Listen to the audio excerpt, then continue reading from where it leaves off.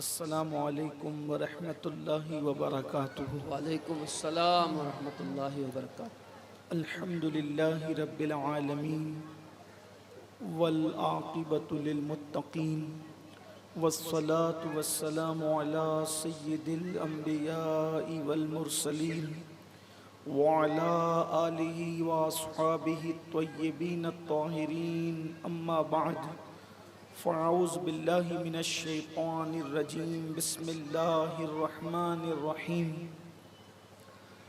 مرج البحرین یلتقیان سبحان اللہ۔ بینہما برزخ لا یبغیان فبأی آلاء ربکما تکذبان یخرج منہما اللؤلؤ والمرجان۔ صدق اللہ العظیم۔ سبحان اللہ سبحان اللہ۔ غوث اعظم بمنے بے سرو ساما مددے، قبلِ دین مددے، کعبہ ایمان مددے، انتظار کرم تستمن عینی را اے خدا جو خدا بینو خدا دا مددے۔ بگردہ بے بلا افتادہ کشتی، ضعیفانو شکستہ رات و پشتی، بحق کے خواجہ عثمان ہارون مدد کن یا معین الدین چشتی، مدد کن یا معین الدین چشتی، مدد کن یا معین الدین چشتی۔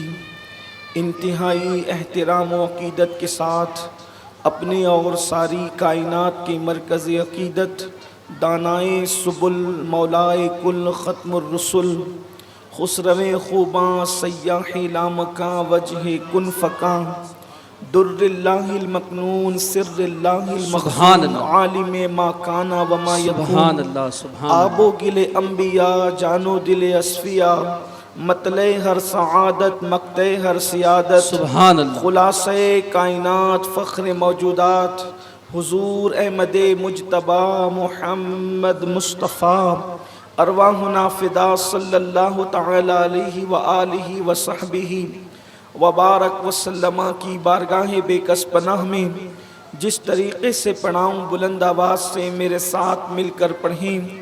الصلاۃ والسلام علیک یا رسول اللہ، السلام علیکہ یا رسول اللہ، الصلاۃ والسلام علیک یا نبی اللہ، الصلاۃ والسلام علیکہ یا نبی اللہ، الصلاۃ والسلام علیک یا حبیب اللہ، الصلاۃ والسلام علیکہ یا حبیب اللہ، وعلی آلک واصحابک یا نور اللہ، وعلی آلک واصحابک یا نور اللہ، صلی اللہ تعالی علیہ وسلم۔ صلی اللہ تعالی علیہ وسلم۔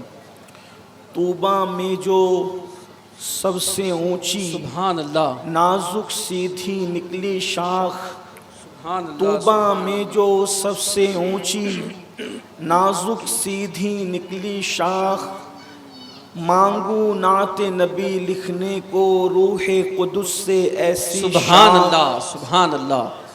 اپنے ان باغوں کا صدقہ وہ رحمت کا پانی دے، سبحان اللہ سبحان اپنے ان باغوں کا صدقہ وہ رحمت کا پانی دے، جس سے نخل دل میں ہو پیدا پیارے تیری ولا کی شاخ۔ سبحان اللہ مولا گل بن رحمت زہرا، سبتین اس کی کلیاں پھول، سبحان اللہ مولا گل بن رحمت زہرا، سبتین اس کی کلیاں پھول، صدیق و فاروق و عثمان حیدر ہر ایک اس کی شاخ، سبحان اللہ سبحان اللہ۔ صدیق و فاروق و عثمان حیدر ہر ایک اس کی شاخ۔ آج کی یہ محفل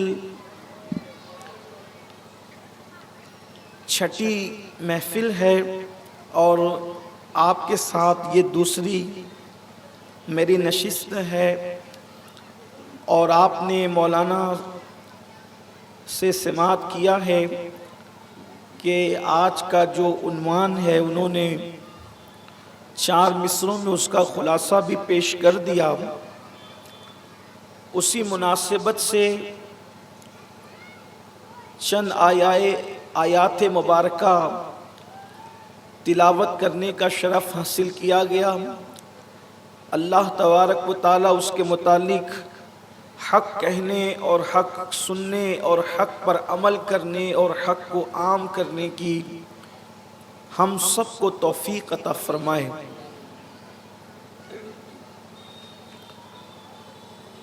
13 صدیوں سے زیادہ کا عرصہ بیت چکا ہے،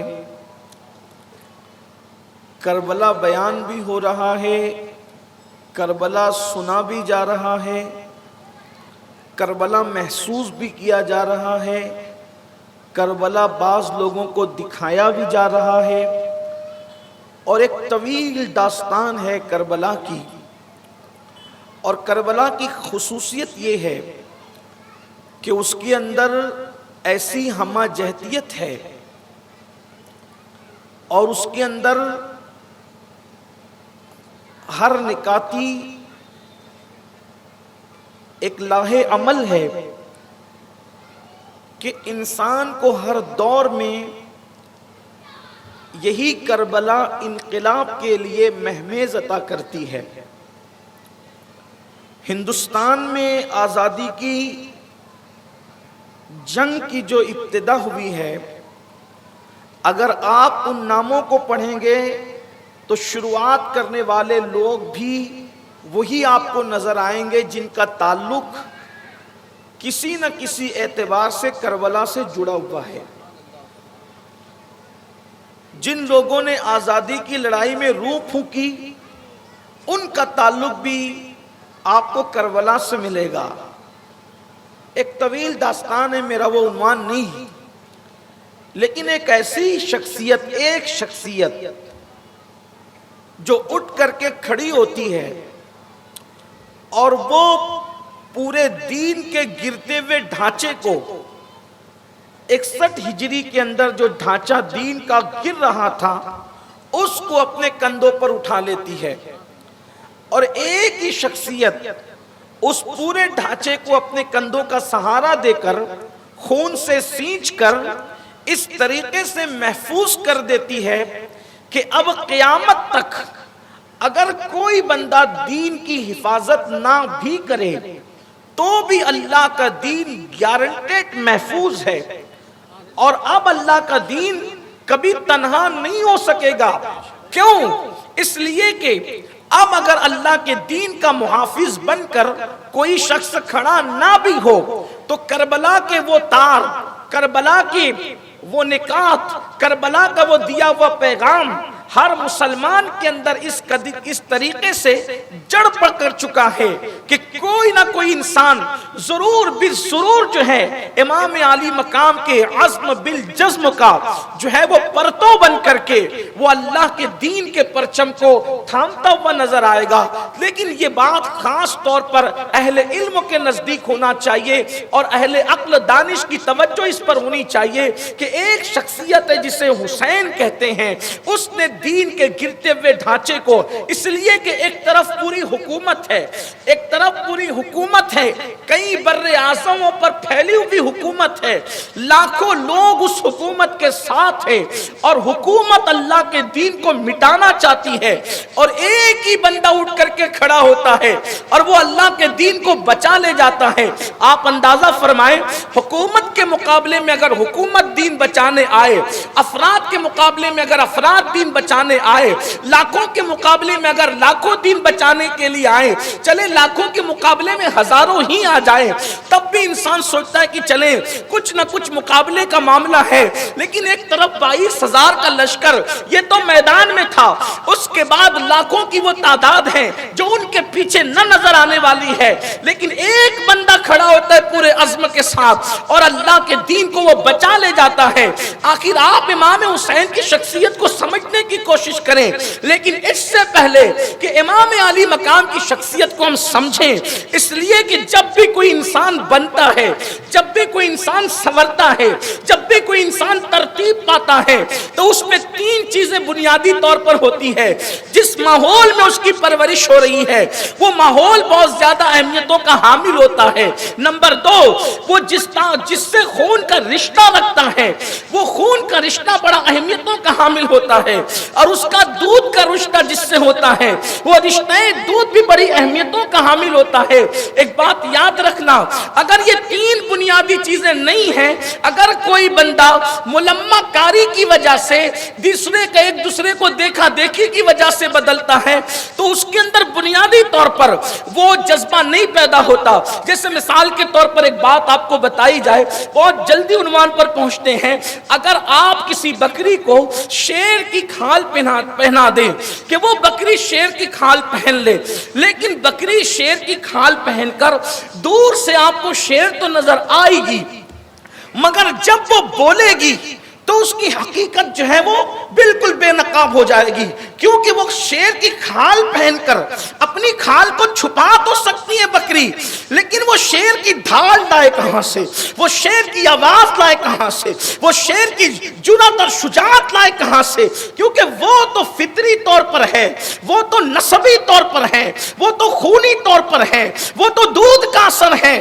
اس لیے کہ اللہ اکبر، چمڑے پہن کر کے کوئی بدل نہیں سکتا، لوگ دھوکہ تو کھا سکتے ہیں بلا تمثیل۔ یہ شیر، یہ خون، یہ ماحول، یہ تین چیزیں انسان کی زندگی پر بہت زیادہ اثر انداز ہوتی ہے۔ میرے پیارے آقا علیہ السلام کے پیارے دیوانوں، ایک دوسرے کو دیکھا دیکھی اگر انسان با اخلاق ہو جائے، با اخلاق ہو جائے، با کردار ہو جائے، علم حاصل کر لے، تقدس حاصل کر لے، تقوی حاصل کر لے، کہیں نہ کہیں اس کا پیر پھسلتا ہے، کہیں جرأت میں پیر پھسلے گا، کہیں گفتگو میں پیر پھسلے گا، کہیں نہ کہیں اس کا پیر ضرور پھسلے گا، کردار پر، گفتار پر، انداز زندگی پر کہیں نہ کہیں اس میں کمی ضرور واقع ہوگی۔ لیکن آج جس امام علی مقام نے میدان کربلا سجایا ہے اور پورے دین کو قیامت تک محفوظ کیا ہے، اللہ اکبر، اس کا اثر یہ رہا کہ دنیا میں جب بھی کوئی یزیدی فتنہ اٹھا، کسی کی اولاد میں سے کوئی کھڑا ہوا یا نہ کھڑا ہوا، لیکن کربلا والے کی اولاد نے ہر دور میں اسلام کا پرچم اٹھایا، کیونکہ وہ خون سے خون میں منتقل ہوا۔ مثال کے طور پر آپ دیکھیں، میرے آقا علیہ الصلوۃ و تسلیم کے پیارے دیوانوں، سب کی خدمات سراخوں پر ہے۔ ہند میں کفر سر چڑھ کے بول رہا تھا، کربلا والے کا بیٹا آیا، 90 لاکھ کو کلمہ پڑھایا، بغداد میں دین جو ہے وہ مٹ رہا تھا بلکہ مر رہا تھا، وہاں کربلا والے کا بیٹا آیا اور محی الدین بن کر کے دین کو نئی زندگی عطا کر دی۔ اسی طرح کلیر میں اللہ اکبر، زمین پر جس نے اللہ اللہ اہل جنت کی بارات اتارتی ہے وہ ایک حضرت صابر علاء الدین، وہ بھی کلیری، امام علی مقام کی نسل۔ اسی طریقے سے شاہ برکت اللہ مہروی، اللہ اکبر، جہاں آ کر کے لوگوں کے مقام اور مرتبے بلند ہوتے ہیں، جہاں آ کر کے علماء اللہ اکبر مجددیت کے مقام پر پہنچتے ہیں، جہاں آ کر کے تقوی معراج پر پہنچتا ہے، آخر وہ بھی تو نسل حسین سے متعلق ہے۔ اسی طریقے سے نظام الدین محبوب الہی دیکھیں، اسی طریقے سے مخدوم اشرف جہانگیر سمنانی دیکھیں، اسی طریقے سے سید احمد کبیر رفاعی دیکھیں، حتیٰ کہ آخری میں اللہ کے دین کا محافظ بن کر جو امام مہدی تشریف لائیں گے ان کا تعلق بھی جو ہے وہ نسل حسین سے ہوگا۔ یہ جرأت کیوں پیدا ہو رہی ہے؟ اس لیے کہ اس میں بنیاد تین چیزیں ہیں، اس جرأت کے پیچھے بنیاد تین چیزیں ہیں۔ اس سے پہلے کہ میں امام علی مقام پر کچھ گفتگو کروں، اس بنیاد کو سمجھانے کے لیے، بتانے کے لیے ایک واقعہ پیش کرتا ہوں۔ یہ واقعہ نظم اللعالی کے اندر، یہ کتاب ہے حضرت سید محمد بلگرامی رحمت اللہ علیہ کی، اور اس کا نام جو نظم اللعالی ہے، یہ لؤلؤ یخرج منہم اللؤلؤ والمرجان، اس آیت سے اس کا نام اخذ کیا گیا ہے، نظم اللعالی۔ سید محمد بلگرامی نے بھی لعالی نام سے لکھا۔ اسی طریقے سے جو ہے وہ اسی گھرانے کے ایک چشم چراغ، انہوں نے جن کا مزار مصر میں ہے، انہوں نے بھی لعالی کے نام سے کتاب لکھی۔ غرض کے لؤلؤ کتاب لعالی کے حوالے سے لکھی گئی، اس میں یہ واقعہ درج ہے جس کا مفہوم یہ ہے، جرأت آتی کہاں سے ہے، جرأت آتی کہاں سے ہے، ہمت آتی کہاں سے ہے؟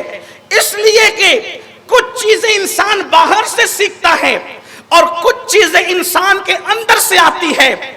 مثال کے طور پر جن کا تعلق بادشاہوں کی اولاد سے ہوگا، اس میں کہیں نہ کہیں شاہی خاندان کا اثر مٹتے بھی رہے گا۔ مثال کے طور پر لوگ کہتے رسی جلی بل نہ جلا، ایسے میرے آقا علیہ السلام نے خود فرمایا اسلام میں نسب پہ فخر جائز نہیں، لیکن اللہ کے رسول نے فرمایا مومنوں کا جو امام ہوگا الائمۃ من القریش، کہ جو امام ہوگا امیر المومنین ہوگا وہ قریش سے ہوگا۔ کیوں؟ اس لیے کہ کسی ہلکے پھلکے کو لا کر بٹھائیں گے تو کئی 2 پیسے کے بدلے میں سودا نہ کر لے۔ اس طریقے سے آثار ہوتے ہیں، معاملات ہوتے ہیں۔ اللہ اکبر، نسب پہ فخر حرام ہے، نسب پہ فخر جائز نہیں ہے، لیکن اللہ اکبر اس کے کچھ اثرات بھی اسلام کے اندر ہے۔ میرے آقا علیہ السلام کے پیارے دیوانوں، سیدنا فاروق اعظم رضی اللہ تعالیٰ عنہ غیر گزرے لوگوں کو جو ہے وہ امارت کے مقام پر فائز نہیں فرماتے تھے، آپ اس کی بھی تاریخ اٹھا کر دیکھ سکتے ہیں۔ میرے آقا علیہ الصلوۃ والتسلیم کے پیارے دیوانوں، جب تک اسلام کا پرچہ اماموں کی آل کے ہاتھوں میں رہا، ائمہ کی اولادوں کے ہاتھوں میں رہا، اس وقت نظام کچھ اور تھا، اور بعد میں جو نظام بدلا آپ اس کی تاریخ بھی پڑھ لیں، اس کی طرف نہیں جاتا۔ لیکن نظم اللعالی سے جو بات آپ کو پیش کرنا چاہتا ہوں وہ یہ ہے کہ امام کے انقلاب کی وجہ کیا ہے، امام کی جرأت کی وجہ کیا ہے۔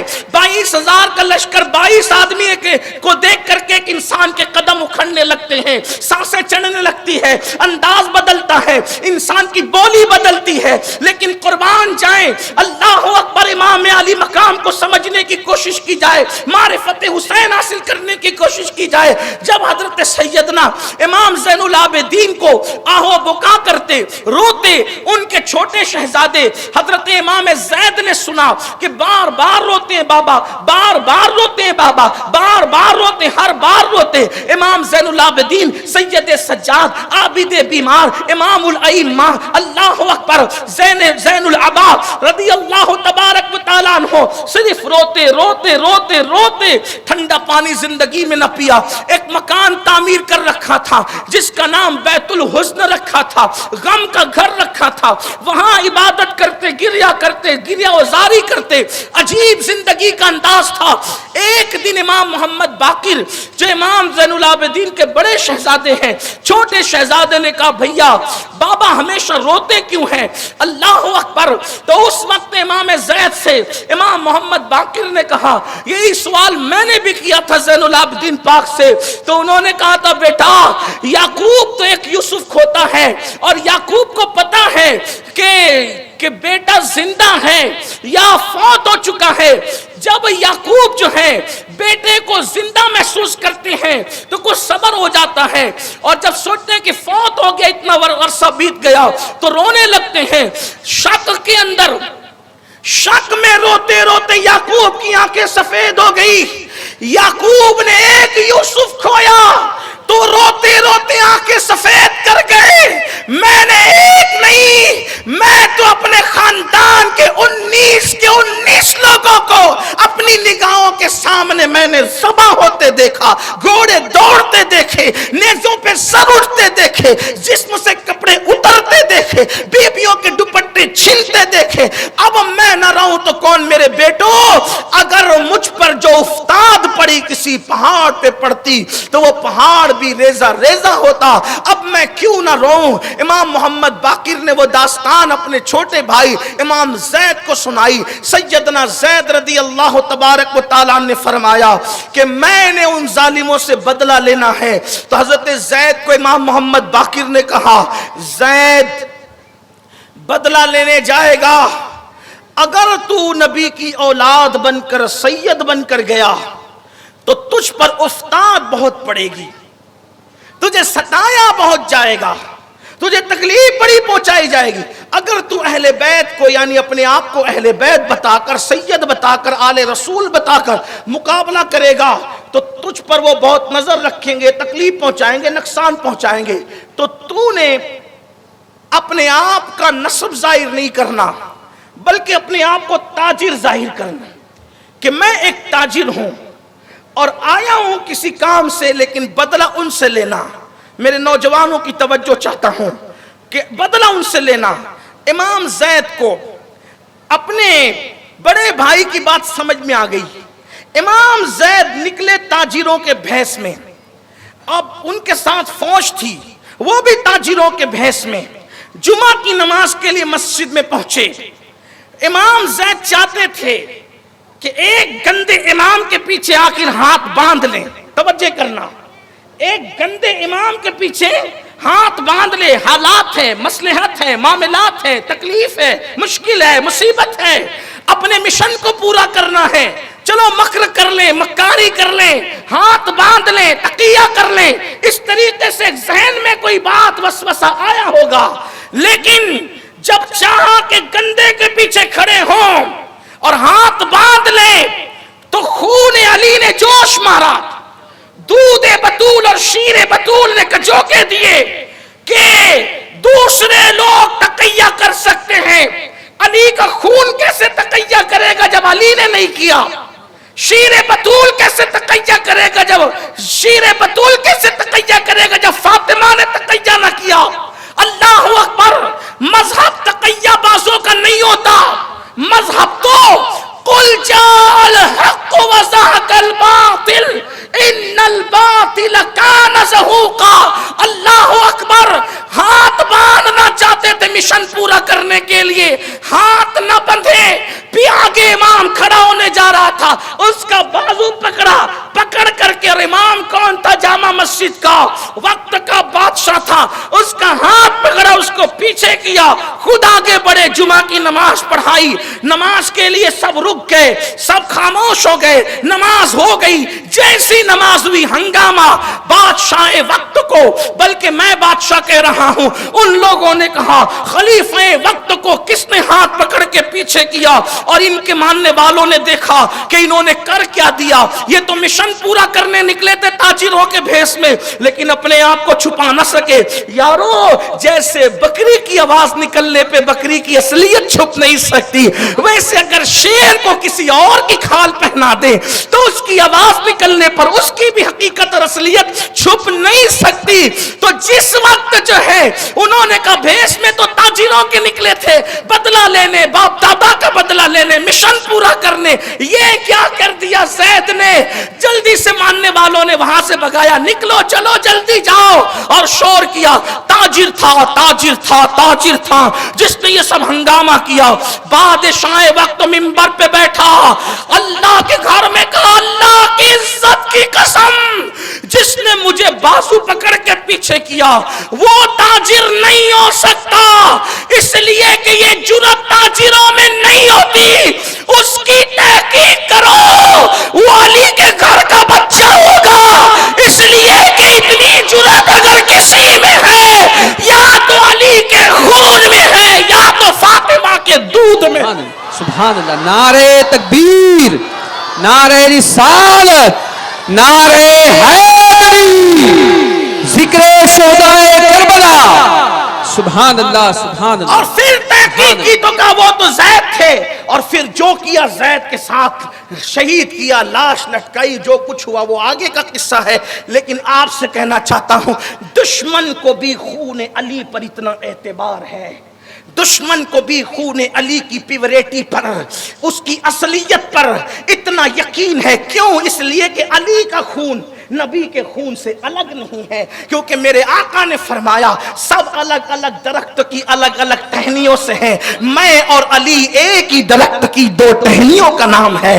تو یہ خون وہی ہے, ایک ہی خون ہے. اور پھر شیر بطول یعنی دودھ بطول, وہ بھی مصطفیٰ جان رحمت سے الگ نہیں ہے, اس لیے کہ اس کے دھارے بھی وہاں سے ملتے ہیں. اب سمجھے کہ یہ شیر یعنی دودھ اور خون اور ماحول کیا اثر پیدا کرتا ہے. تو اب سنو, جس کی اولاد کی جرأت کا یہ عالم ہو, اس حسین ابن علی کی جرأت کا عالم کیا ہوگا, ان کی شجاعت کا عالم کیا ہوگا. لیکن اس میں جو چیز ہے, قرآن کہتا ہے اور قرآن مقدس کی ایک آیت کی کئی تفسیریں 70,000 آپ سن چکے ہیں. مرج البحرین یلتقیان بینہما برزخ لا یبغیان فبأی آلاء ربکما تکذبان یخرج منہما اللؤلؤ والمرجان. اللہ فرماتا ہے دو دریا ہے جو آپس میں ملتے نہیں اور ایک دوسرے پہ سبقت نہیں کرتے، اس لیے کہ ان کے درمیان ہم نے برزخ ایک پردہ حائل کر دیا ہے، اور تم اللہ کی کون کون سی نعمت کو جھٹلاؤ گے. پھر کہا یہ دو دریاؤں کے قریب ہونے سے جو نتیجہ نکلتا ہے اس میں سرخ اور لال موتی کے طور پر نتیجہ نکلتا ہے. اس کی تفسیر میں کہا گیا یہ بھی قول ہے، یہ بھی قول ہے، یہ بھی قول ہے، لیکن علامہ جلال الدین سیوطی رحمت اللہ تعالی علیہ جن کی جلالین نصاب میں شامل ہے، اللہ اکبر، اور بھی امام جلال الدین سیوطی جنہیں خاتم الحفاظ کہا جاتا ہے، سینکڑوں کتابوں کا مصنف، اللہ اکبر، جس کی تبحر علمی کا عالم یہ تھا کہ مصطفیٰ جان رحمت کا دیدار ایک رات میں کبھی کبھی آپ نے 70 مرتبہ فرمایا ہے. وہ امام جلال الدین سیوطی خاتم الحفاظ جو محدث بھی ہے، جو محدث بھی ہے، مورخ بھی ہے، مفسر قرآن بھی ہے، بیک وقت میں اس ذات کے اللہ تبارک و تعالیٰ نے کئی مرتبے رکھے. وہ اپنی شور آفاق کتاب تفسیر در منصور میں لکھتے ہیں ایک قول یہ ہے کہ دو دریاؤں سے مراد ایک دریا علی مرتضیٰ ہے، اس کو آپ دریائے ولا اور ولایت کہہ لیں، اور دوسرا دریا سیدہ فاطمہ ہے جسے آپ دریائے طہارت اور کہہ لیں، دریائے پاکیزگی کہہ لیں، اور اس میں جو برزخ اور پردہ بیچ میں حائل ہے اس میں مصطفیٰ جان رحمت کا جلوہ کہہ لیں، اور اس سے جو نتیجے کے طور پہ لولو اور مرجان نکلتے ہیں اس سے سرخ سے مراد حسین اعظم لے لیں، اور اس سے ہرے سے مراد حسن مجتبی کی ذات لے لیں. میرے آقا علیہ السلام کے پیارے دیوانوں، اب آئیے حسین پاک کی جرات، ان کی شجاعت، ان کا اخلاق، ان کا کردار. اللہ کے یہاں یہ جو انتخاب ہوتے ہیں انقلابی لوگوں کے، اللہ کے یہاں ایسے چلتے پھرتے فیصلے نہیں ہوتے. خدا کا فیصلہ ازلی فیصلہ، اس کا انتخاب ازلی انتخاب ہے.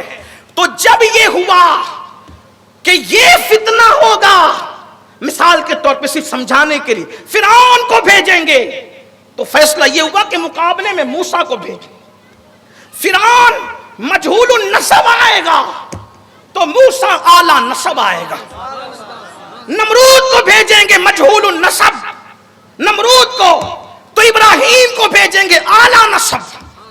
اسی طریقے سے پوری داستان ہے، کہیں پر قارون ہوگا، کہیں موسیٰ ہوں گے، کہیں قوم عاد ہوگی، کہیں اس دور کے نبی ہوں گے، کہیں سمود ہوں گے، اس دور کے نبی ہوں گے، کہیں مصری ہوں گے، کہیں ان کے مقابلے میں یوسف ہوں گے علیہ السلام. اللہ اکبر. تو یہ بھی تو فیصلے ہوئے کہ جب محمد الرسول اللہ کو بھیجیں گے تو اس وقت ابو جہل جیسا بدبخت ہوگا تو محمد الرسول اللہ کو بھیجا جائے گا، ولید ابن مغیرہ ہوگا، محمد الرسول اللہ کو یعنی وقت کے سارے بدماش ایک ساتھ جمع ہو جائیں گے. تو اس وقت جامع الصفات، تمام صفات کے جامع محمد الرسول اللہ کو سر کے بالوں سے لے کے پیر کے ناخن تک اپنی برہان، اپنی دلیل اور اپنے گویا کے جلووں کا عکس کامل بنا کر، اپنا پرتوے کامل بنا کر، اپنی ذات کے انوار کا آئینہ بنا کر بھیجیں گے. اللہ اکبر. تاکہ ان جیسے بدماش اگر نہ ملے ان کافروں کی طرح تو ان جیسی شان والی ہستی بھی کسی کو نہ ملے. اللہ اکبر. یہ مرتبے ہوں گے، یہ شان ہوگی. تو یہ بھی تو ہوا جب یزید جیسے پلید کو بھیجیں گے تو مقابلے میں حسین جیسی ہستی کو دین بچانے کے لیے بھیجیں گے. اللہ اللہ. ماں ہوگی فاطمہ جیسی، بابا ہوگا علی جیسا. اب یاد رکھنا، آج بھی لوگ کہتے ہیں حسین کیوں نہیں آتے، بیت المقدس پر وقت حسین کیوں نہیں آتے، لوگ کہتے ہیں مسجدوں پہ وقت حسین کیوں نہیں آتے، لوگ کہتے ہیں قرآن پہ وقت ہے حسین کیوں نہیں آتے، لوگ کہتے ہیں دین پہ وقت ہے حسین کیوں نہیں آتے. میں کہتا ہوں حسین سے پہلے کوئی حسین نہیں آیا میرے عزیز, اور اب قیامت تک کوئی حسین آنے والا نہیں ہے. میرے آقا نے فرمایا, صحیح کی روایت ہے, اللہ نے یہ دو نام حسن حسین چھپا رکھے تھے. اللہ اکبر, اللہ نے کوئی نام نہیں چھپایا, لیکن رسول اللہ فرما رہے ہیں دو نام چھپا کے رکھے. غیرت الہیہ کا اظہار تو دیکھیں, یہ دو نام چھپا کے رکھے. کیوں چھپائے؟ نہ کوئی حسن سے پہلے حسن ہوگا, نہ کوئی حسین سے پہلے حسین ہوگا. کیوں؟ اس لیے کہ نبی سے پہلے اگر یہ نام رہتے تو نبی کے پہلے تو لوگ کفر کرتے تھے, لوگ شرک کرتے تھے, ماؤں کے ساتھ زنا کرتے تھے. قدرت کو یہ منظور نہ تھا کسی مشرک کا نام حسن ہو, کسی مشرک کا نام حسین ہو, کسی جاہل کا نام حسن ہو, کسی جاہل کا نام حسین ہو. اور اب بھی دنیا میں کوئی حسن حسین نہیں ہے. جن کے نام حسن ہے اس کے آگے غلام چھپا ہوا ہے. اس کے نام کا نام, جس کا نام حسین ہے اس کے نام کے ساتھ حسین کل غلام چھپا ہوا ہے. یعنی ان سے پہلے کوئی حسن نہیں, ان سے پہلے کوئی حسین نہیں, ان کے بعد کوئی حسن نہیں, ان کے بعد کوئی حسین نہیں. آپ کہیں گے یہ اتنی تاکید کیوں لگا رہا ہے؟ میں نے کہا وجہ یہ ہے کہ پھول اس وقت کھلتے ہیں جب پودا اس نسل کا موجود ہو. تو اب حسن کو اور حسین کو لانے کے لیے علی اور فاطمہ جیسے ماں باپ لانے پڑیں گے, اور اب علی نہیں آ سکتا نہ فاطمہ آ سکتی ہے, تو زمانے میں نہ حسن آ سکتے ہیں نہ حسین آ سکتے. سبحان اللہ, سبحان اللہ, سبحان اللہ. فاطمہ کتابوں سے نہیں, فاطمہ نہ کتابوں سے بنتی ہے نہ خطابوں سے بنتی ہے. سبحان اللہ. فاطمہ تو خون مصطفیٰ سے بنتی ہے. اور فاطمہ ہے کیا؟ فاطمہ ہے کیا؟ میں پوری دنیا کے اہل علم سے کہتا ہوں, ذرا مجھے کوئی ایک مرتبہ حضور کے موئے مبارک کی اصلیت لکھ کر کے دے دے کہ یہ ہے کیا موئے مبارک, کیا ہے یہ موئے مبارک؟ کا مطلب حضور کے بال شریف, اس کی توہین کفر, اس کی بے ادبی کفر. یہ تمام اسلام کے مکاتب فکر کے نزدیک. کیوں؟ اس لیے کہ حضور کے بال ہیں. اس بال کی شان یہ ہے. شاہ عبد الرحیم, شاہ عبد الرحیم کون؟ شاہ ولی اللہ کے ابا. شاہ عبد الرحیم کون؟ عبد العزیز, شاہ عبد العزیز محدث کے دادا. شاہ عبد الرحیم کون؟ اسماعیل دہلوی کے پردادا. آپ غور فرمائیں, یعنی یہ ایسا بندہ ہے شاہ عبد الرحیم جس کا بیٹا مجدد, جس کا پوتا مجدد, اور جس کا بیٹا محدث, پوتا محدث, پر پوتا محدث, لکڑ پوتا محدث, پکڑ پوتا محدث. محدثوں کا خاندان ہے یہ. اور یہ محدث لوگ نہیں, یہ محدث لوگ ہیں فاروق اعظم کی اولاد میں سے ہیں. اب شاہ عبد الرحیم کہتے ہیں موئے مبارک جو رسول اللہ سے میں نے خواب میں مانگا تھا, حضور میرے پاس آپ کا کوئی تبرک نہیں ہے, مجھے موئے مبارک دے. جب حضور کو خواب میں دیکھا, حضور نے اپنی داڑھی شریف پہ ہاتھ پھیرا تو دو موئے مبارک نکلے. کہا یہ لے عبد الرحیم تیرے لیے. میں نے اس کو لے لیا. آنکھ کھلی تو دیکھا کہ نہیں تھے, تو دیکھا پھر تکیے کے نیچے ملے. شاہ عبد الرحیم کہتے ہیں میں نے دیکھا کہ لوگوں سے کہا مجھے حضور نے موئے مبارک تحفے میں دیا, موئے مبارک تحفے میں دیا. اس نے ان لوگوں نے کہا ہم نہ مانیں گے جب تک امتحان نہ لیں گے. توجہ کرنا, ہم نہ مانیں گے جب تک امتحان نہ لیں گے. کہا میں تو امتحان لینے نہیں دوں گا, اس لیے کہ رسول اللہ کے موئے مبارک کا کوئی امتحان لیتا ہے. لیکن جب گروپ بن گئے, لوگ نہیں مانے, تو لوگوں نے کہا امتحان دینے میں عبد الرحیم جاتا کیا ہے؟ شاہ عبد الرحیم نے کہا کیا امتحان؟ تو کہا رسول اللہ جب چلتے تھے تو حضور کے وجود پر جو ہے وہ سایہ پڑتا تھا, سایہ بادل کا سایہ. حضور جب چلتے تھے تو بادل سایہ کرتا تھا. یہ حجت اللہ علی العالمین میں, شواہد النبوہ میں, اور جو ہے وہ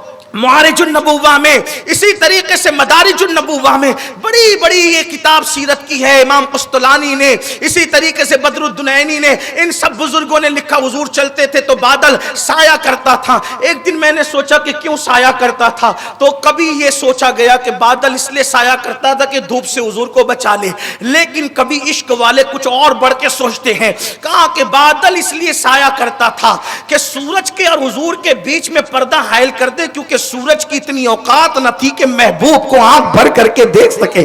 لوگ اس کو آنکھ بھر کے نہیں دیکھ سکتے, یہ محبوب کو آنکھ بھر کے نہیں دیکھ سکتا. اس لیے قدرت نے انتظام کیا کہ ہم بادل کا کا سایہ کر دیتے ہیں تاکہ وہ بھی اپنی اوقات میں رہے، کیونکہ اس کی حیثیت کیا ہے؟ نور کی خیرات لینے دوڑتے ہیں مہرما، اٹھتی ہے کہ شان سے گرد سواری واہ واہ، جو انگلی کے اشارے پر واپس پلٹ کر کے آتا ہو، اللہ و سورج الٹے پاؤں پلٹے، چاند اشارے سے ہو چاک، یہ بات بار بار آپ سنتے رہتے ہیں۔ لیکن عرض یہ کر رہا تھا، شاہ عبد الرحیم کو لوگوں نے کہا حدیث میں ہے کہ جب حضور چلتے تھے تو بادل سایہ کرتے تھے، منہ مبارک گھر کے باہر کرو، لوگ دیکھ لیں کہ بادل سایہ کرتا ہے کہ نہیں کرتا۔ کہاں دلی کی کڑکڑاتی ہوئی دھوپ تھی، جیسے منہ مبارک باہر آئے بادل نے اس پر بھی سایہ کرنا شروع کر دی، لوگ مان گئے کہ منہ مبارک ہے۔ اب اس میں اتنا بتانا چاہتا ہوں مسلمانوں، مومنوں، ایمان والوں، حضور کے منہ مبارک کی شان یہ ہے، آج بھی اس کا مقام مرتبہ یہ ہے۔ آپ بتاؤ جب حضور کے بال اقدس کی شان کو، مقام کو، مرتبے کو کوئی بیان نہ کر سکے گا، نہ کر سکا ہے، نہ کر سکتا ہے، جب حضور کے بال مبارک بیان نہیں ہو سکتے تو سیدہ طیبہ طاہرہ عابدہ زاہدہ راکعہ ساجدہ عالمہ غیر معلمہ ام ابی حاس ام الحسنین ملکہ فردوس بری ام الحسنین سیدہ فاطمہ، سبحان ان کی اللہ، شان کو کوئی کیا بیان کرے، کیونکہ رسول اللہ نے ان کو اپنا ہاتھ نہیں کہا، اپنی ہتھیلی نہیں کہا، اپنا بازو نہیں کہا، اپنے بال نہیں کہا۔ آقا فرماتے ہیں فاطمہ تو بدعۃ منی، جو حسین کی ماں ہے وہ فاطمہ میرے جگر کا ٹکڑا، سبحان اللہ، سبحان اللہ، سبحان اللہ، سبحان ٹکڑا، اللہ۔ جگر کا ٹکڑا۔ جب ماں فاطمہ ملتی ہے تب حسین پیدا۔ حق ہے۔ کون سی ماں فاطمہ؟ حق ہے۔ بابا اور ماں پر دو چار جملے سن۔ آج لوگ کہتے ہیں بچے اچھے کیوں پیدا نہیں ہوتے؟ ایک انگریز مفکر نے کہا تھا تم مجھے اچھی ماں دے دو، اچھی مائیں دے دو۔ ایک انگریز مفکر نے کہا تھا تم مجھے اچھی مائیں دے دو، میں تمہیں اچھی قوم دوں گا۔ آج چیٹر بچے کیوں پیدا ہو رہے ہیں؟ آج جوا کھیلنے والے بچے کیوں پیدا ہو رہے ہیں؟ آج ہاتھوں سے موبائل چھین کر بھاگنے والے بچے کیوں پیدا ہو رہے ہیں؟ آج زانی، شرابی، آوارہ گردی کرنے والے بچے کیوں پیدا ہو رہے ہیں؟ کیونکہ ماؤں کا کردار بدل گیا۔ حسین جب پیدا ہوئے تو ماں ایسی بے مثال تھی، بے مثال حسین کے لیے ماں بھی بے مثال۔ میرے آقا فرماتے میری بیٹی فاطمہ جنتی حور ہے دنیا میں، کیونکہ عورتیں ہر مہینہ جس مقام اور منزل سے گزرتی ہے ناپاکی کی، میری بیٹی اس مقام سے کبھی نہیں گزرتی، وہ ہمیشہ پاک رہتی ہے۔ دنیا کی کوئی عورت نے مہینے بھر نماز نہیں پڑھی، لیکن ایک سیدہ فاطمہ ہے جو مہینے بھر نماز پڑھتی تھی۔ اللہ اکبر، حیا کے پردے میں اس سے بڑھ کے کوئی بات میں نے نہیں کرنا۔ اس کے بعد سیدہ فاطمہ وہ خاتون کا نام ہے، میرے آقا علیہ السلام کے دیوانوں، نبی کی شہزادی ہے، ام المومنین سیدہ طیبہ طاہرہ اما جان سیدہ عائشہ صدیقہ سلام اللہ علیہا فرماتی ہیں کہ میں نے دیکھا کہ رسول اللہ سے بولنے میں، چلنے میں، سخاوت میں، اداؤں میں اور چہرے مہرے میں سب سے زیادہ، آواز میں، گفتگو میں سب سے زیادہ اگر کوئی مشابہ شخصیت میں نے دیکھی ہے تو رسول اللہ کے سب سے زیادہ کسی کو مشابہ دیکھا ہے تو میں نے فاطمہ بنت محمد کو دیکھا ہے۔ رسول اللہ کا چہرہ دیکھنا ہو فاطمہ کو دیکھ لیتے، حضور کی آواز کی چاشنی سننی ہو فاطمہ کی آواز سن لیتے، حضور کی سخاوت کے جلوے دیکھنے ہو فاطمہ کی سخاوت کو دیکھ لیتے۔ گویا کہ اٹھنا، بیٹھنا، چلنا، پھرنا ہو بہو انداز مصطفیٰ جان رحمت کی طرح اپنے بابا کی طرح تھی۔ اسی لیے ایک دیوانے نے کہا ہے شکل میں سخا و جود میں، شکل میں سخا و جود میں، شکل میں سخا و جود میں باپ کی شبیہ ہے فاطمہ، شکل میں سخا و جود میں باپ کی شبیہ ہے فاطمہ، اور بھیک مجھ کو بے طلب دیا تو بڑی سخی ہے فاطمہ، جبرائیل آئے پوچھ کر وہ تیری گلی ہے فاطمہ، اور پھول ہیں حسین اور حسن پارسا کلی ہے فاطمہ، کیوں کھڑے ہیں سید الرسل دیکھو آ رہی ہے فاطمہ، کیوں کھڑے ہیں سید الرسل وہ دیکھو آ رہی ہے فاطمہ۔ جس کے آنے پر حضور کھڑے ہو جائے وہ حسین پاک کی امی سیدہ فاطمہ ہے، جن کو اپنے جگہ پر بٹھائیں، ایک دو مرتبہ نہیں، ہمیشہ کا معمول اپنے نشست پر بٹھائیں، وہ سیدہ فاطمہ ہے جس کی پیشانی حضور چوما کریں، وہ سیدہ فاطمہ ہے جس کے لیے کہیں فدا کے امی بابی یا فاطمہ، حسین کی امی وہ سیدہ فاطمہ ہے۔ یہ سارے فضائل آپ سن چکے ہیں، لیکن ان کا اپنا کردار جس نے حسین پیدا کیا کیا تھا؟ کیا تھا؟ ایک مرتبہ مولا علی گھر آئے، بہنوں کی توجہ چاہتے ہیں۔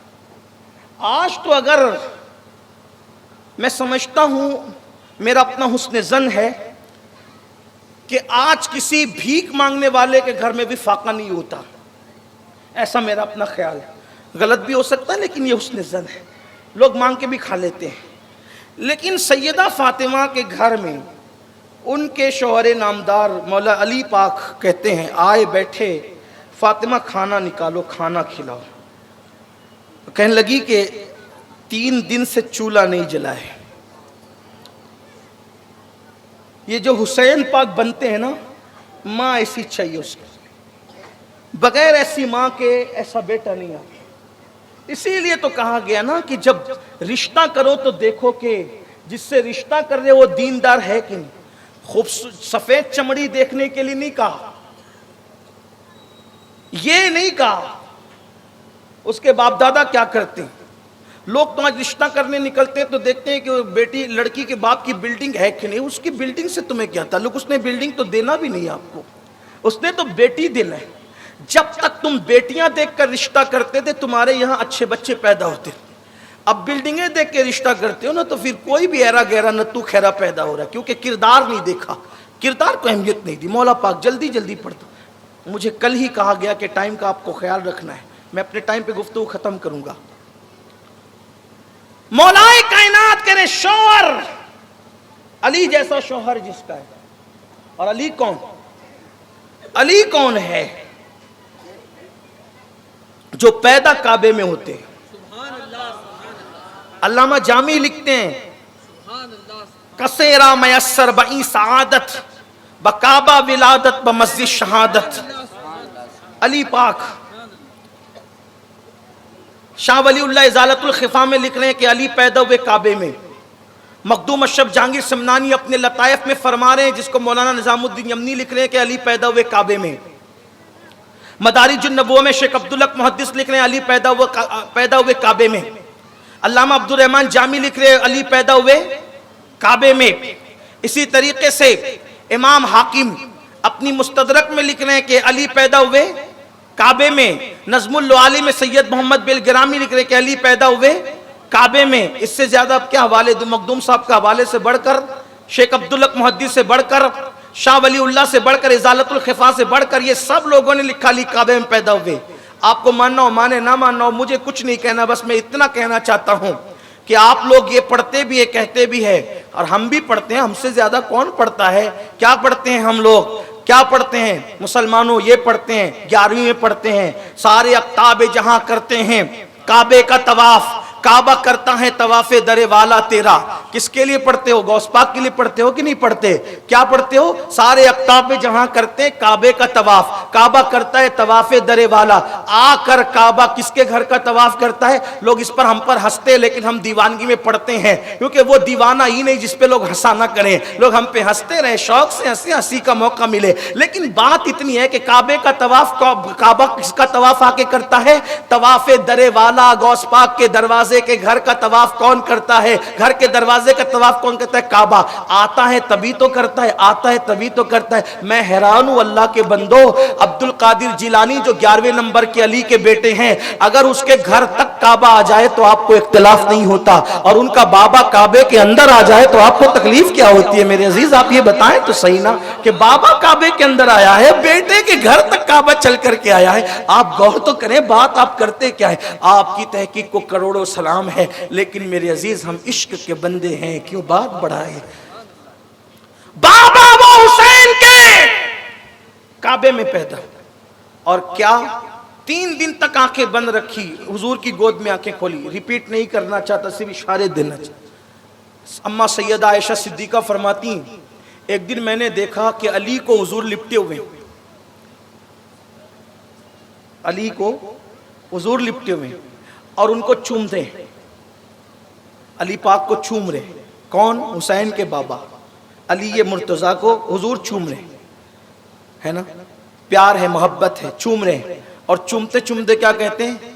یگانہ شہید پر میرا باپ قربان، یگانہ شہید پر، یگانہ شہید یہ یعنی یکتا شہید پر میرا باپ قربان۔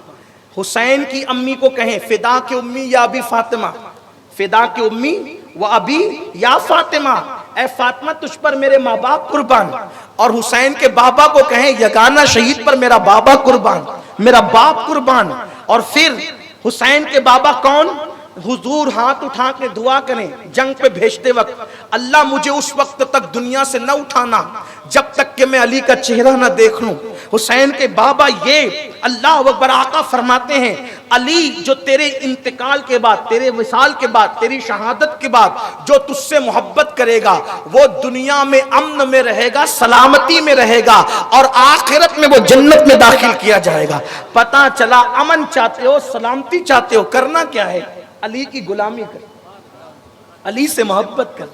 لیکن ایک بات اس میں اور ایڈ کر دوں، علی کی محبت کا مطلب یہ نہیں کہ علی نے جن تینوں کے پیچھے نمازیں پڑھی ان کو گالیاں دو، ان پہ تبرہ کرو، کیونکہ علی مرتضیٰ نے جن کے پیچھے نمازیں پڑھی، صدیق اکبر، فاروق اعظم، عثمان غنی، جن کو علی نے اپنا امام مانا، ان کو گالیاں دیتے ہو محرم کی محفلوں میں، ان پہ تبرہ کرتے ہو اور کہتے ہو کہ انہوں نے تو حق چھینا۔ مولا کائنات کی روایت موجود ہے، مولا علی سے کسی نے کہا ہم نے سنا ہے، مولا علی سے کوفہ میں پوچھا ہم نے سنا ہے کہ رسول اللہ نے آپ کی خلافت کی وصیت کی تھی، تو مولا کائنات فرماتے واللہ ایسی کوئی وصیت حضور نے نہیں کی تھی، اگر حضور نے میرے حق میں وصیت کی ہوتی تو میں پھر کسی کو خلیفہ بننے دیتا، میں تو بننے والوں کو کاٹ کے رکھ دیتا، کیونکہ علی کسی کمزور کا نام نہیں ہے، علی مرتضیٰ اس طاقتور کا نام ہے۔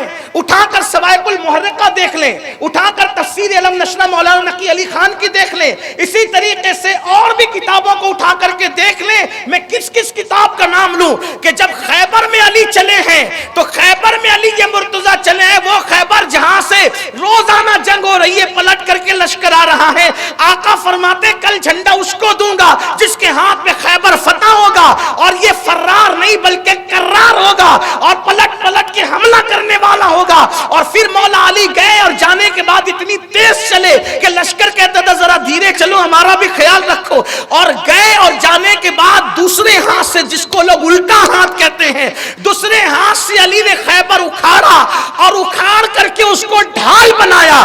آپ کو میں صرف اکھاڑنے کی بات نہیں کر رہا ہوں، ڈھال بنانے کے حوالے کا ذمہ دار میں فقیر علی کے در کا سگے بے ہنر ہوں۔ میں آپ کو بتا سکتا ہوں علی نے اس کو ڈھال بنایا، ڈھال بنا کے لڑتے رہے، اکھیڑا نہیں، اکھیڑ کے صرف پھینکا نہیں، اکھیڑنے پھینکنے کی بھی روایت ہے، لیکن ایک روایت ڈھال بنانے کی ہے۔ ڈھال بنایا، جنگ لڑتے رہے، اور جب علی نے اس کو اٹھا کر کے پھینک دیا تو ایک روایت میں صاحب سوائق المحرقہ لکھتے ہیں 40 لوگوں نے اس کے بعد اٹھایا، اور علامہ نقی علی خان لکھتے ہیں 70 لوگ بھی مل کے اس کو اٹھا نہ سکے۔ یہ علی کی طاقت کا عالم ہے، جو خیبر کا دروازے کو ڈھال بناتا ہو وہ اپنا حق کسی کو چھیننے دے گا؟ تمہارے نزدیک علی کمزور ہے، ہم سنیوں کے نزدیک علی کمزور نہیں ہے۔ ہمارا علی اتنا طاقتور ہے جو حسنین کا بابا ہے کہ کبھی دیوار ہلتی ہے، کبھی در کانپ جاتا ہے، علی کا نام سن کر اب بھی خیبر کانپ جاتا ہے۔ اس لیے میں آپ سب کو یہ بات کہنا چاہتا ہوں، اگر محبت علی سے فائدہ اٹھانا چاہتے ہو تو صدیق اکبر کا احترام کرنا ہوگا، ویسے ہی جیسے احترام کرنے کا حق ہے۔ اور افضل البشر بعد الانبیاء بالتحقیق، ہم اہل سنت کے نزدیک سیدنا ابوبکر صدیق، یہی عقیدہ حضرت غوث اعظم کا تھا، یہی عقیدے پہ غریب نواز دنیا سے گئے، یہی عقیدہ محبوب الہی نے بیان کیا، یہی عقیدہ حضرت مخدوم اشرف جہانگیر سمنانی نے بیان کیا، یہی عقیدہ خواجہ بندہ نواز گیسو دراز نے بیان کیا۔ تو میں اپنے جوانوں سے کہنا چاہتا ہوں اپنے بڑوں سے آگے نہ بڑھنا، کچھ لوگ کہتے ہیں ابھی کچھ نیا جو ہے وہ طے کر لیا جائے. کیوں نیا طے کریں؟ بندہ نواز سے زیادہ تمہیں عقل آ گئی؟ مخدوم اشرف سمنانی سے زیادہ عقل آ گئی؟ غوث اعظم سے زیادہ محبت کرنے لگے تم علی پاک سے؟ نہیں، جو بزرگوں کا عقیدہ تھا وہی ہمارا عقیدہ ہے. تیرے غلاموں کا نقش قدم ہے راہ خدا، وہ کیا بہک سکے جو یہ سراغ لے کے چلے. آپ کو نصیحت ہے خلفائے راشدین کی تعظیم ہم پہ لازم ہے، خلفائے ثلاثہ کی تعظیم. اور صرف خلفائے ثلاثہ نہیں، رسول اللہ کا ہر صحابی، اس کا احترام ہم پہ فرض کر دیا گیا. حضور کے ہر صحابی کا احترام ہمیں کرنا ہوگا. جو کسی صحابی کے خلاف بکواس کرے، نہ اس سے ہمارا کل کوئی تعلق تھا، نہ آج ہے، اور نہ انشاءاللہ کل رہے گا. یہ ہمارا نظریہ ہے. تو بات دور نکل گئی. عرض کیا کر رہا تھا؟ علی پاک وہ آقا فرماتے ہیں صلی اللہ علیہ وسلم، جو تیری شہادت یا تیرے وصال کے بعد اس سے محبت کرے وہ دنیا میں امن و امان سے رہے گا اور آخرت میں جنت میں جائے گا. آقا فرماتے ہیں علی تو وہی ہے، فرماتے علی تو وہی ہے کہ تو جنت بانٹے گا جہنم بانٹے گا. اس کی تشریح کی ہے ایک محدث نے کہا کہ جنت اور جہنم کی تقسیم علی پاک کے ہاتھ سے ہوگی. کیسے؟ جو محبت کرے گا مولا علی سے، علی کہیں گے یہ میرے لیے ہے، اور جو دشمنی کریں گے علی سے، جہنم کہے گی یہ میرے لیے ہے. تو دشمنی رکھنے والوں کو وہ انجام وہاں دکھے گا، وہ دیکھیں گے. میں آج وقت پورا ہوتا ہے تو عرض کر رہا تھا ماں کیسی ہوتی ہے تو اولاد کیسی ہوتی ہے. سیدہ فاطمہ الزہرا کے پاس مولا علی آ کے کہتے ہیں فاطمہ کھانا دو. عرض کیا کہ میرے سرتاج 3 دن سے چولہا نہیں جلائے. پوچھتے فاطمہ تم نے مجھے بتایا بھی نہیں. توجہ فرمائیں، 3 دن سے گھر میں چولہا نہیں جلائے. صابر نبی کی صابرہ بیٹی خود کے شوہر کو اطلاع نہیں کرتی کہ 3 دن سے چولہا نہیں جلائے. اور جب مولا علی کہتے تم نے مجھے بتایا تک نہیں، تو کہنے لگی اللہ کی شکایت آپ سے کیسے کر سکتی ہوں، یار کی شکایت آپ سے کیسے کروں. اور میرے بابا نے تو جب مجھے رخصت کیا تھا تو یہ وصیت کی تھی بیٹی میں اپنے خاندان کے سب سے بہترین انسان کے ساتھ تیرا میں نے نکاح کیا ہے، سید العرب کے ساتھ میں نے تیرا نکاح کیا ہے، میرے سب سے محبوب میری اہل بیت میں جو ہے میں نے اس کے ساتھ تیرا نکاح کیا ہے. علی سے کبھی کوئی مطالبہ نہ کرنا. علی یہ مرتضی میں آپ سے کیسے مطالبہ کروں. ماں کا حال یہ ہے، بس 2 باتیں. ماں کا حال یہ، دوپٹہ نہ ملا تو اونٹ کے چمڑے کا دوپٹہ پہن لیا. آج کسی غریب کی بیٹی بھی اونٹ کے چمڑے کا دوپٹہ نہیں پہنتی. حضرت ام ایمن فرماتی ہیں، ام ایمن جو حضور کی دائی تھی، فرماتی ہے جس رات رخصتی ہوئی فاطمہ کو لے کر میں خود گئی تھی. رمضان شریف میں نکاح ہوا اور ذی الحجہ میں رخصتی ہوئی، تو فرماتی ہے کہ میں لے کے گئی تھی. تو ام ایمن کہتی ہے کہ فاطمہ الزہرا نے پہلی رات علی کے گھر میں جس بستر پہ گزاری ہے تو بستر نہیں تھا، ہم نے ریت جما کر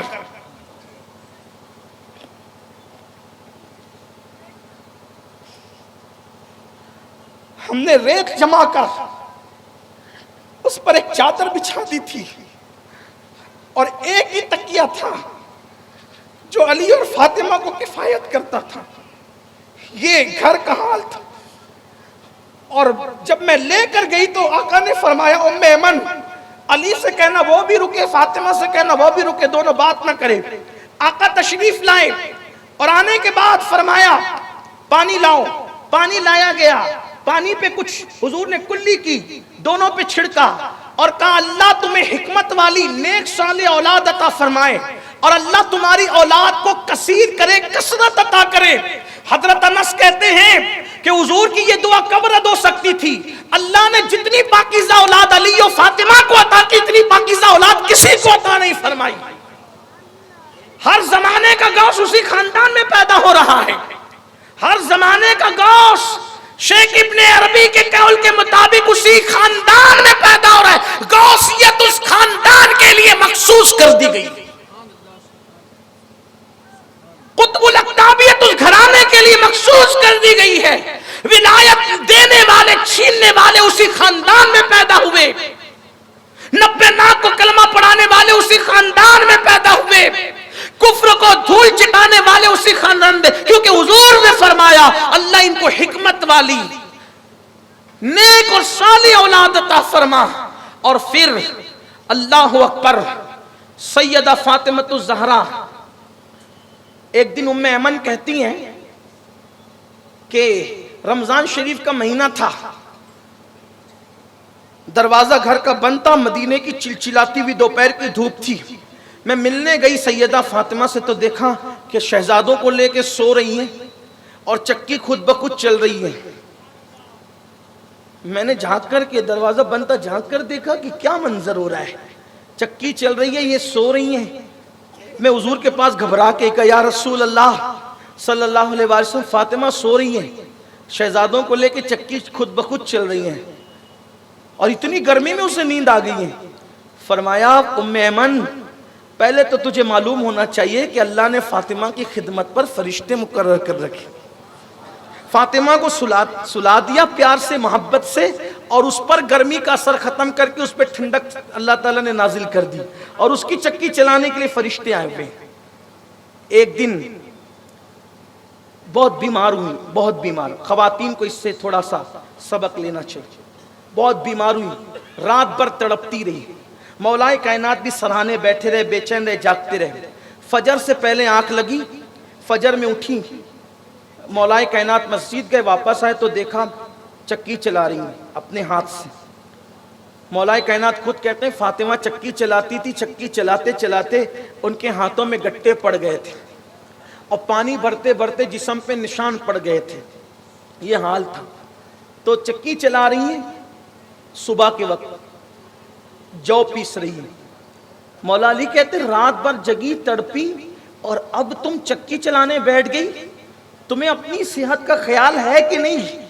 تو کہا اپنی صحت سے زیادہ آپ کی اطاعت کا خیال ہے، کیونکہ میرے بابا نے مجھے وصیت کی تھی فاطمہ اگر تم چاہتی ہو کہ میں تم سے خوش رہوں تو تم کو دو کام کرنا، ایک اپنے اللہ کو کبھی ناراض نہیں ہونے دینا، اور ایک اپنے علی کو جو تمہارا شوہر ہے کبھی ناراض نہیں ہونے دینا. اور یاد رکھنا تمہارا شوہر راضی ہے تو اللہ راضی ہے، اور شوہر ناراض ہے تو اللہ بھی ناراض ہے. تو علی مجھے تمہارے کھانے کا انتظام کرنا ہے، میں اپنی صحت کا خیال کیسے کروں؟ یہ سیدہ فاطمہ الزہرا کی فکر ہے. اور عبادتوں کا عالم یہ ہے، پوری پوری رات عبادت میں گزر رہی ہیں، اور چکی چلاتی ہے تو بھی قرآنی آیات پڑھ کر، بچوں کو سلاتی ہے تو بھی قرآنی آیات پڑھ کر.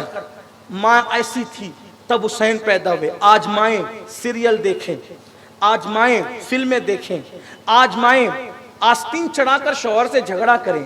شوہر کہے کہ تیری غلطی پہ طلاق دے دوں گا تو بڑھ کر کے بیوی کہے کہ اگر تو اپنے باپ کی اولاد ہے تو دے کر بتا، پھر ساری زندگی روتی رہے. اللہ اکبر، میکے جائے اور وہاں پر بھی شوہر کی شکایت کرے. حالات یہ ہوں.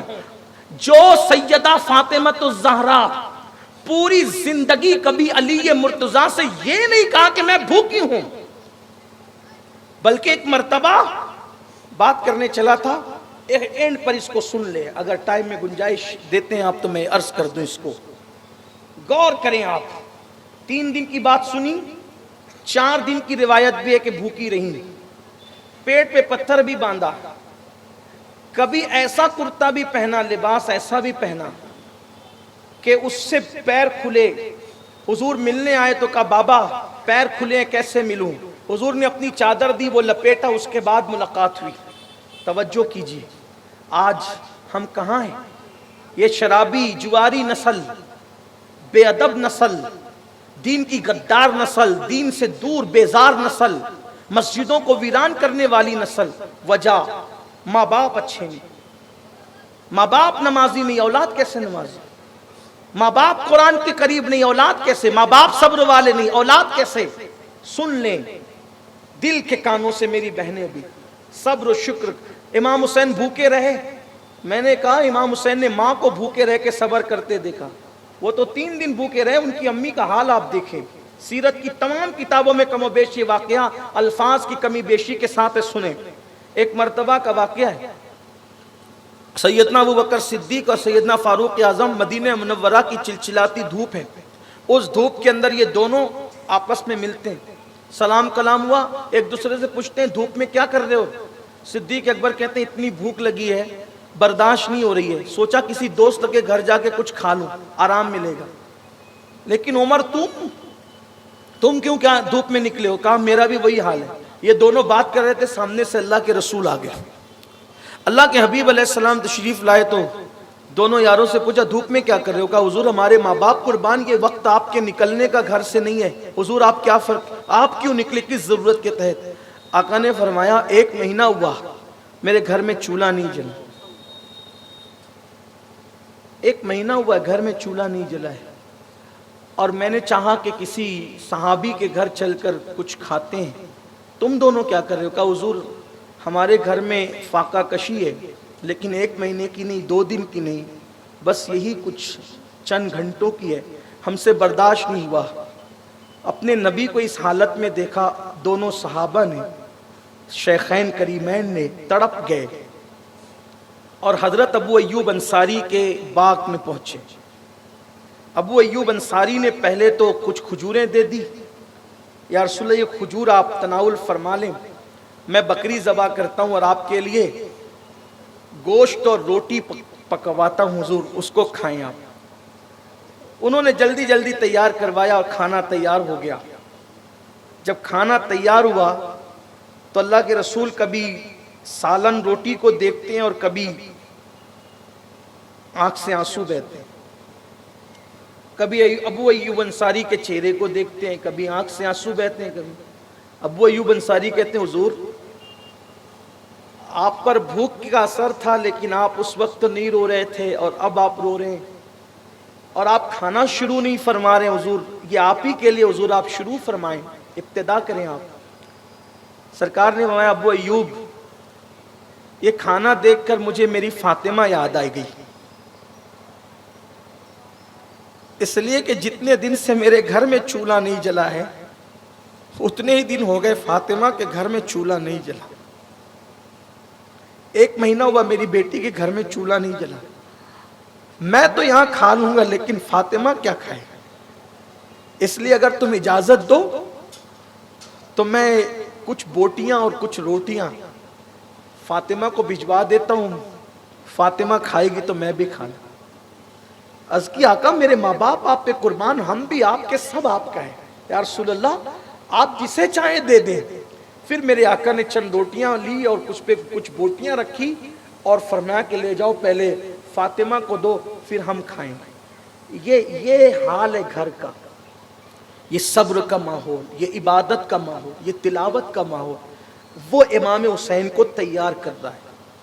حالانکہ اس گھر کی شان یہ ہے کہ اگر وہ لوگ چاہتے تو روزانہ ان کے لیے جنت کا کھانا اترتا، لیکن صرف یہی ہے کہ کسی کو تیار کرنا ایک انقلاب کے لیے، کسی کو تیار کرنا ایک بڑے انقلاب کے لیے، عالمی صرف انقلاب کے لیے نہیں، عالمی آفاقی، اور قیامت تک اس کا اثر قائم رہے، اس انقلاب کے لیے کسی کو تیار کرنا ہے۔ اس لیے علی و فاطمہ کو اس منزل سے گزارا گیا۔ اور پھر سنیں کہ ایسی ماں کا حال یہ تھا کہ جس نے کبھی بغیر دوپٹے کے اپنے بچوں کو قریب آنے نہیں دیا۔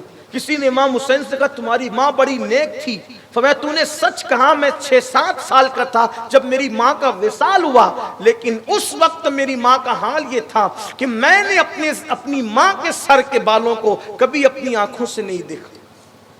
میری بہنوں کی نظر یہ جملہ ہے، بابا کے وصال ربیع الاول سے لے کر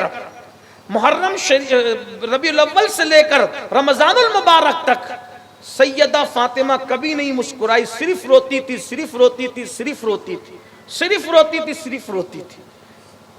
ایک دن مسکرا پڑی، 6 مہینے میں ایک دن مسکرائی سیدہ فاطمہ الزہرا۔ اسی پہ آج بات مکمل کریں گے، پھر کل سے کربلا کا سلسلہ شروع ہو جائے گا انشاءاللہ۔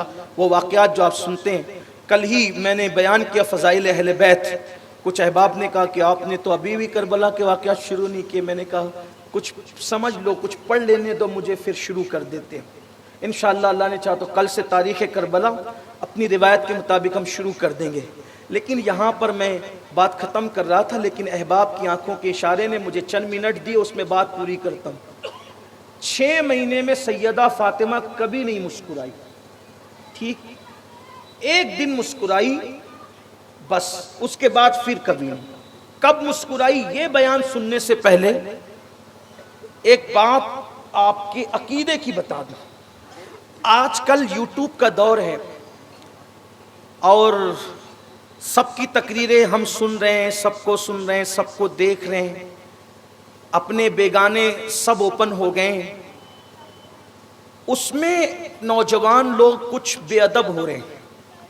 ایک میٹر زیادہ اٹھایا جا رہا ہے اس وقت کہ سیدہ فاطمہ کا حق مارا گیا اور ان کو باغ فدق نہیں دیا گیا۔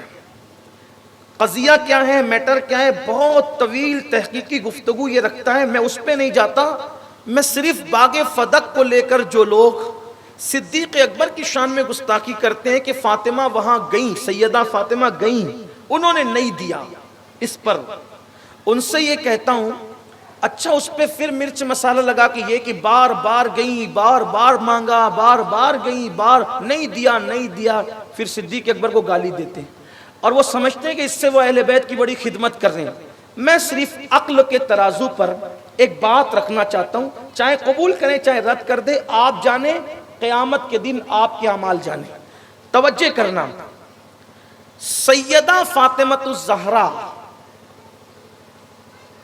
اپنے والد کے وصال کے دن سے لے کر اپنے وصال کے دن تک مولائے کائنات کو بھی آپ نے زیادہ ٹائم نہیں دیا، ان سے بھی زیادہ بات نہیں کی، بلکہ ادب کا تقاضا نہیں ہے، ورنہ میں وہ بات آپ سے کہتا کہ ہمارے صوفیاء نے جو باتیں لکھی ہے کتاب میں کہ یہاں تک فرمایا کہ مولائے کائنات کرم اللہ تعالی وجہ الکریم سے ان 6 مہینوں میں سیدہ فاطمہ الزہرا نے اس طرح کی ملاقات نہیں فرمائی جس طرح کی ملاقات میاں بیوی کیا کرتے ہیں، بس اس سے زیادہ کچھ نہیں کہہ سکتے۔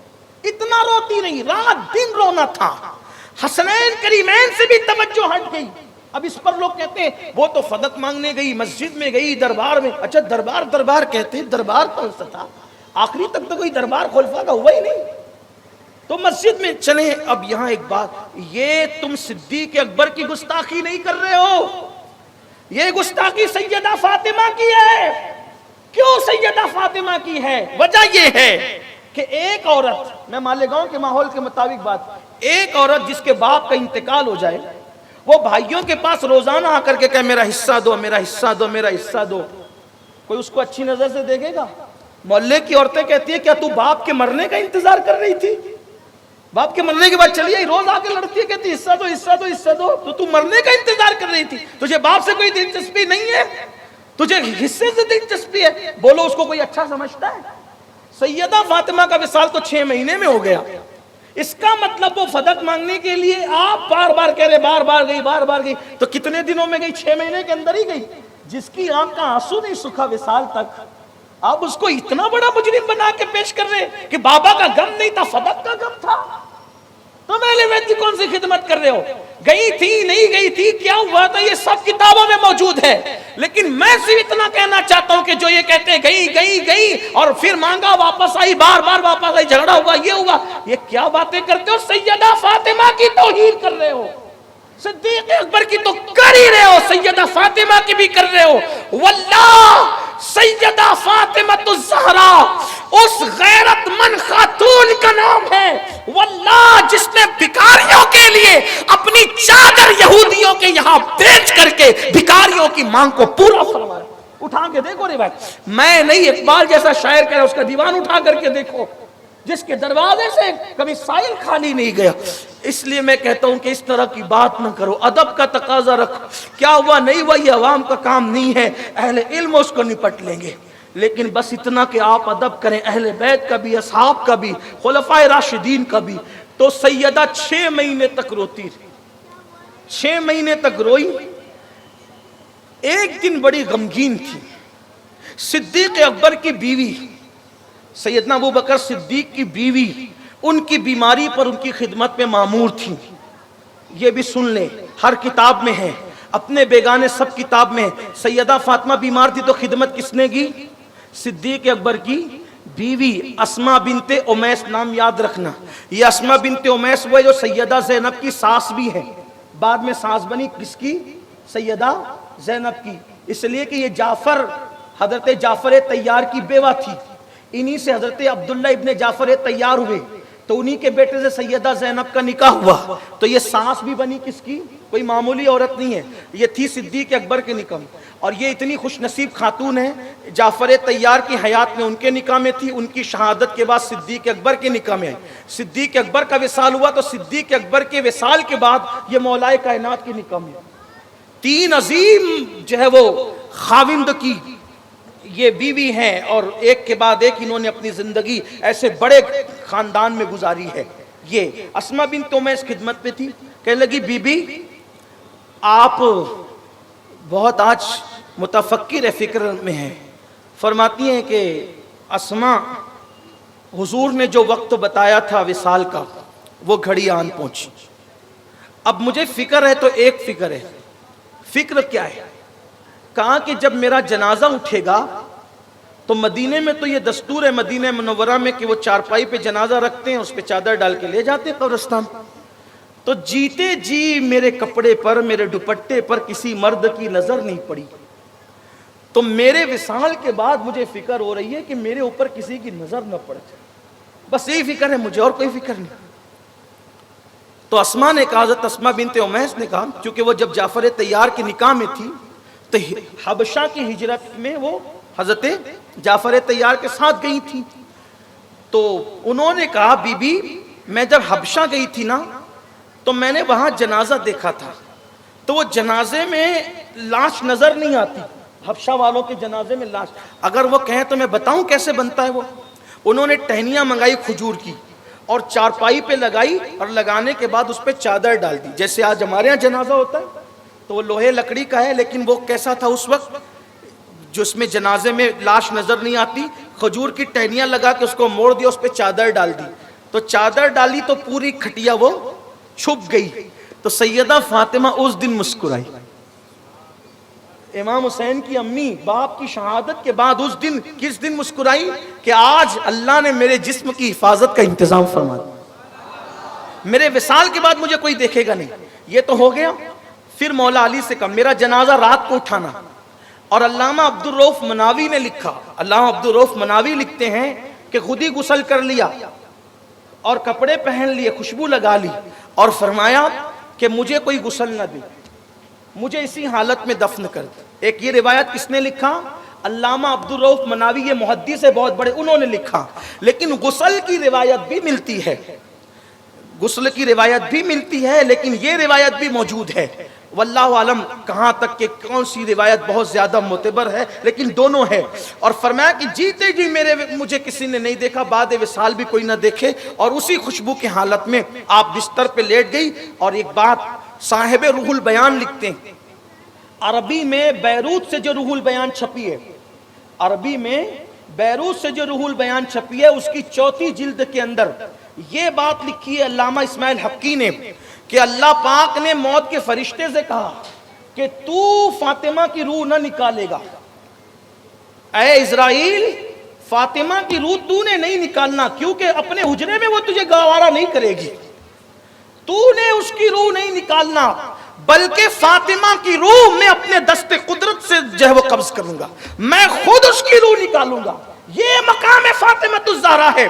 آپ کو اگر چاہیے تو بیروت کی انٹرنیٹ پر 4 جلد اٹھا کر کے آپ دیکھ لیں، اور اگر کچھ لوگ لگتا ہے فاطمہ کی روح نکالنے کے لیے اللہ پاک کے بارے میں منسوب کرتے ہو، منسوب نہیں کرتے، حدیث ہے، حدیث پاک ہے کہ جو بیڑا سمندر پہ جہاد کے لیے جاتا ہے، تو جو شہید سمندر میں جہاد کرتے کرتے شہید ہوتے ہیں، اللہ ان شہیدوں کی روح کو بھی اپنے دست قدرت سے قبض کرتا ہے۔ تو آپ نے وہ سمندر کے شہیدوں کے لیے اللہ کا روحوں کو قبض کرنا جو ہے وہ مان لیا، اور یہ ہستی جس کے قدموں سے شہیدوں کی جنت ہے، جس کے قدموں سے شہیدوں کی جنت ہے. جملہ کہتے ہوئے بات ختم کر دوں.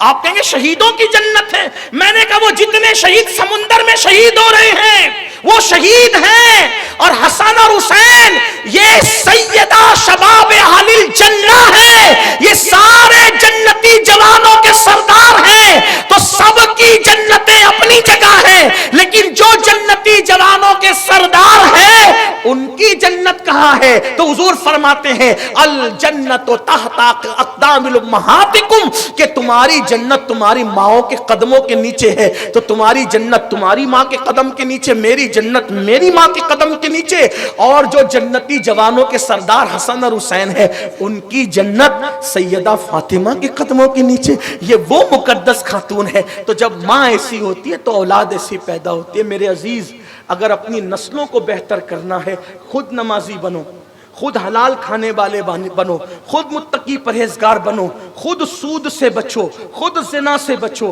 خود آوارگی سے بچو, خود عیاشی سے بچو, تم نیک بنو گے. اللہ تمہارے گھر میں بھی نیک اولاد پیدا فرمائے گا. حسین کیسے بنتے ہیں؟ جب شیر بطول اور خون علی اور فیضان مصطفیٰ جان رحمت, جب تینوں چیزیں اکٹھا ہوتی ہے تو حسین بنتے ہیں. اسی کو میرے امام کہتے ہیں کیا بات رضا اس چمنستان کرم کی, زہرا ہے کلی جس میں حسین اور حسن پھول. اللہ ہماری محفل قبول کرے. گفتگو کے درمیان بیٹھ جائے. گفتگو کے درمیان کوئی لغزش خطا ہو تو اللہ مجھے معاف کرے, آپ سب کو معاف کرے. رمضان یہ محرم شریف کے ایام چل رہے ہیں, ہو سکے تو اس میں روزوں کا اہتمام 9-10 کو کریں, سبیل کا اہتمام, نیاز کا اہتمام, صدقے کا اہتمام, غریبوں کا خیال رکھنے کی کوشش کریں. اللہ سب کو توفیق دے. اور چونکہ مغرب لیٹ ہے, عشاء بھی لیٹ ہے, تو جلسے جو آتے ہیں وہ عشاء پڑھے بغیر آتے ہیں. لیکن جب اعلان ہوتا ہے کہ پروگرام کے بعد عشاء ہوگی تو زیادہ تر لوگ چلے جاتے ہیں. میری گزارش ہے کہ جلسے میں آنا یہ نفل ہے اور نماز پڑھنا یہ فرض ہے. تو جب اعلان ہو کہ نماز پڑھنا ہے تو آپ کو نماز میں شامل ہونا چاہیے. 1000 جلسوں کی شرکت ایک طرف ہے اور ایک وقت کی نماز ایک طرف ہے. اس لیے نماز کے بغیر آپ اپنے گھروں کو نہ جایا کریں, بلکہ کوشش کریں. اور اگر آپ ایسا چاہتے ہیں کہ چلے آپ جہاں اعلان ہے وہاں نماز نہیں پڑھتے, کم سے کم آپ گھر جا کے نماز پڑھ لیا کریں, نماز نہیں چھوڑیں. اس لیے کہ امام عالی مقام نے سجدے کی حالت میں جام شہادت نوش فرمایا, ظاہری آخری وقت تک وہ نماز پڑھتے رہے. ہم نے بھی نماز کا دامن نہیں چھوڑنا ہے. اللہ ہم سب کو توفیق بخشے. السلام علیکم رحمۃ اللہ وبرکاتہ.